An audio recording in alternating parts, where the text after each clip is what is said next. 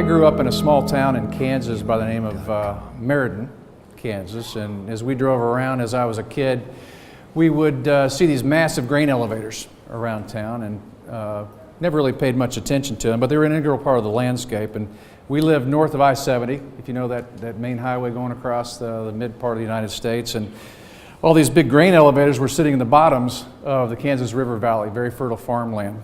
So we had these massive grain elevators. Meriden has a population of about 800, so about the population of this conference. So it's a pretty small town in rural America. And compared to New York City, it was pretty much a Mayberry RFD. Didn't have any skyscrapers, but those grain elevators were the kind of skyscrapers off the prairie.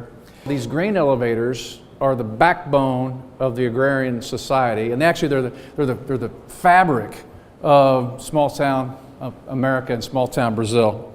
What I'm describing here quite simply is a supply chain.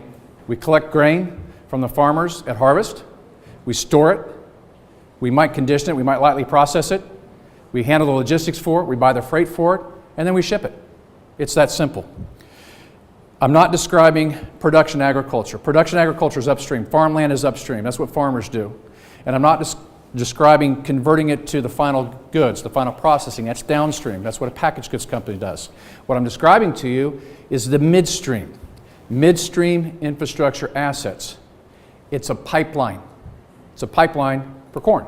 There are this grouping of pipelines that starts from these collection points in a production basin. And this is not the Permian Basin. For us, it's the Western Corn Belt. That's the production basis, and it moves to the place of consumption.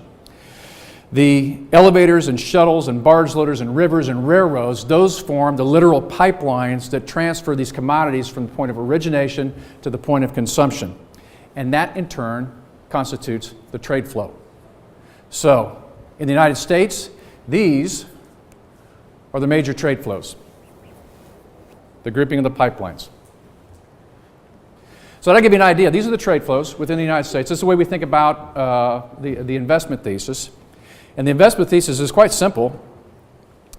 Invest in critical midstream ag infrastructure assets within these trade flows. Create synergy, reduce the cost, and release latent growth potential. That's it, quite simply. That's the investment thesis. So how does an ag infrastructure company make money? So if you're going to invest in assets in these trade flows here and be relevant within a trade flow, how do you make your money? Well, the way we describe that, it's kind of like eating a piece of cake. You build up your margin one layer at a time. What that looks like with a piece of cake, at harvest, there is an oversupply of product. Supply exceeds demand, and it's got to go someplace. It's got to go into storage. We get paid for storing it. We buy grain and we put it in an elevator and we sit on it and we get paid for that. The next thing that we do is we might get paid for conditioning the product, and that could be destoning it, that might be drying it, it might be tempering it, which is actually adding water back to the product, but we do something to lightly manipulate that product. It could be milling it. That would be another type of conditioning. So that's the second thing we do to make money. The third thing, handle logistics. So an ag infrastructure company will actually buy the freight in, buy the freight out, and would make money that way. And the fourth thing that they do is shipping. And they like to ship it out with high-speed takeaway facilities, like a barge loader or a shuttle loader. So you make money with high-speed transit offtake. That's the basics of it. That's how an ag infrastructure company makes money in its simplest possible terms. So how do you get to the frosting on the cake, and how do you get to that cherry on top? Well, we think of the frosting on top as identifying and capitalizing on latent growth potentials. Our view is that it requires experienced operators to answer those questions and identify the real opportunities from the red herrings out there. Lowering cost and creating synergies is part of doing a roll-up, but even greater value can be created when you invest more capital into those trade flows that will transform the flow of goods. The only way you can do both of these is by taking and aggregating private capital and then selectively allocating that into a trade flow with an experienced team. So that's the frosting. So now for that cherry on top. So the question is, how can you make a commodity not a commodity? How can you make a commodity not a commodity? Well, the way that we think about that is, by definition, and I literally mean by definition, number two corn is number two corn. It's fungible. It trades on a commodity exchange. There's 100% price discovery all day long, every day. So how do you take soft white wheat and make it more valuable than soft white wheat? And how can you do that? By utilizing ag infrastructure. Well, we own the supply chain, and so we're talking with the packaged goods companies and the retailers, and we're talking with the farmers on the other end, and our job is to aggregate all that demand from those farmers. And as we aggregate that demand, it's the only way that you can deliver scale to the new trends and the demand downstream from the packaged goods companies and from the consumers. So for example, we work with major seed manufacturers, Monsanto and Syngenta, and we help to breed certain varieties of wheat that happen to stay crunchier when you put them in cereal, when the cereal gets milk on it. So we take the seeds, we manufacture the seeds, we sell them to farmers, we put the seeds under contract with the farmers, we bring it back at harvest, we condition it and we temper it and we put it in food grade rail cars and we ship it to the cereal plants. And this virtuous closed loop cycle takes that wheat and converts it into something that's much, much more valuable than a simple commodity. And that delivers scale to these consumer programs and consistent returns to our investors. And that's how you make a commodity, not a commodity utilizing infrastructure. How do you find the deals to invest in these trade flows? This is what we look for in the local town. Not literally a sheriff, but a guy that represents these kind of characteristics. And this is rural America, and it matters. It matters a great deal. Honesty and integrity, and they understand the strategic importance of the location, they understand the community, and these Andes, if you will, that we look for when we try to buy a company, and we look for investing and partnering with a company, these are the kind of characteristics that we look for.